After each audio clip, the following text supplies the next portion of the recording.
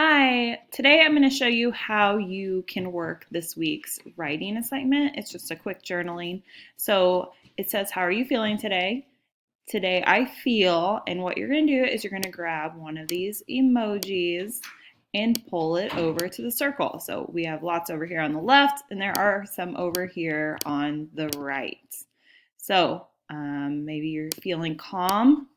Choose that emoji, drag it over here to the circle, drop it. If you want to make it bigger, you can by pulling the corners. And then over here in this box where it says type here, you are going to tell me why you feel that way. And I want complete sentences. Explain to me why you are feeling that way. I'm feeling calm